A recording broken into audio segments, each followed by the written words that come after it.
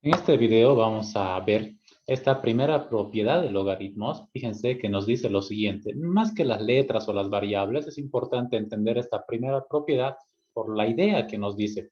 Acá nos está indicando que el logaritmo de una multiplicación, fíjense, es igual, se puede transformar en una suma de esos dos logaritmos. Y fíjense cómo se transforma el argumento, ¿no? La multiplicación de dos cosas, del logaritmo de dos cosas, se convierte en la suma de los logaritmos de esas dos cosas. Bueno, de esos dos números, cantidades, cosas, expresiones, como queramos comprender mejor. ¿Por qué? ¿Por qué? ¿De dónde sale esta propiedad? ¿Por qué? ¿No? ¿Por qué la multiplicación se convierte en suma? No se olviden que el logaritmo al final lo que expresa es el exponente. Entonces recordemos que hay una propiedad de exponentes que nos dice, ¿no? Cuando multiplicamos dos bases iguales, los exponentes se suman. Entonces, el porqué de esta propiedad tiene que ver justamente con esta propiedad. Y obviamente que hay una bonita demostración bien sencillita para poder justamente llegar a esto. Pero en este video vamos a ver estos dos ejemplos de cómo podemos aplicar esta propiedad, en este caso de ida, es decir, el logaritmo de una multiplicación, vamos a convertirlo en una suma. Vayamos a este primer ejemplo, ¿ya?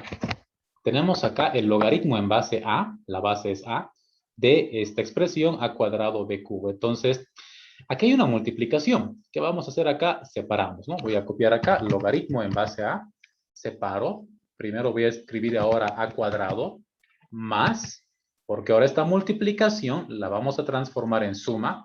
Vuelvo a escribir acá el logaritmo en base a de b elevado al cubo.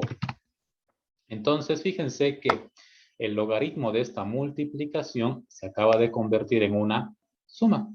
Así de sencillo. Pero también es importante que veamos con videos anteriores, ¿no? ¿Qué sucede cuando la base y el argumento son iguales? Y tenemos logaritmo en base a de a cuadrado. Entonces, base y argumento son iguales.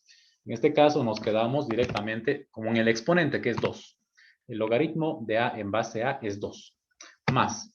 Bueno, acá no sé cuánto vale b, tampoco sé cuánto vale a, no puedo aplicar otra propiedad, así que lo dejo como está. Logaritmo en base a de b elevado a la 3. Entonces, no estamos encontrando un resultado, lo que estamos haciendo es transformar el logaritmo de una multiplicación en una suma. Pero también veamos este otro ejemplito.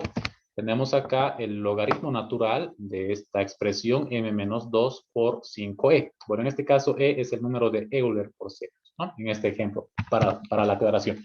Separamos igual, logaritmo natural de m-2 más, aquí no se olviden que este 5e, aquí hay una multiplicación, ¿no? Sería logaritmo natural de 5 más logaritmo natural del número de Euler, que es e.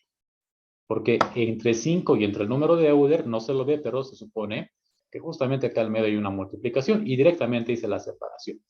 Entonces, bueno, y simplemente acá también decirles que este logaritmo natural de e, del número de Euler, sabemos que también es 1. Aquí vamos a anotar. Eso sale 1.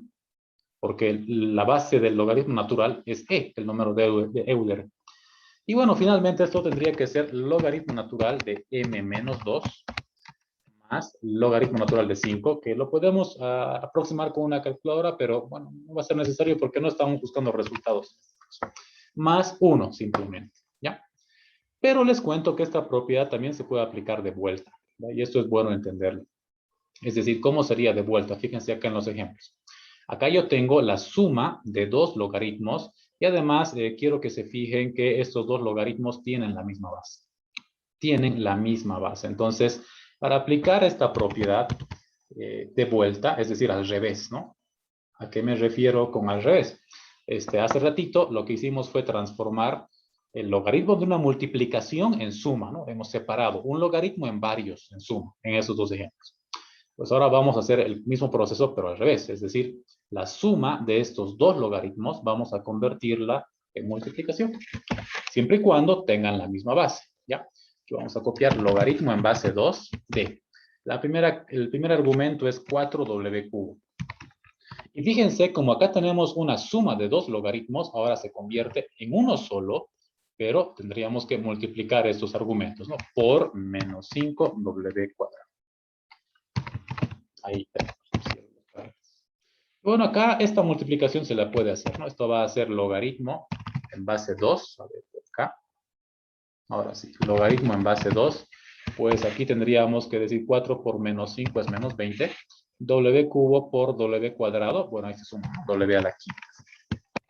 Nuevamente, no estamos buscando resultado. Lo que estamos haciendo en este caso es aplicar esta propiedad que nos dice que tiene sentido de vuelta, ida y vuelta. La vuelta sería, o sea, al revés, la suma de estos dos logaritmos se ha convertido en uno solo, pero ahora es una multiplicación.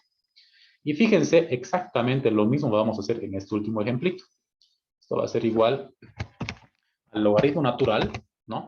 Y aquí tenemos una suma de estos tres logaritmos. Entonces, ¿qué hacemos? Se convierte en uno solo, pero los argumentos se multiplican. 5, este 5, por x cuadrado, vamos a escribir eso, por, también anotaremos, el último argumento que es 1 sobre 25. 1 sobre 25.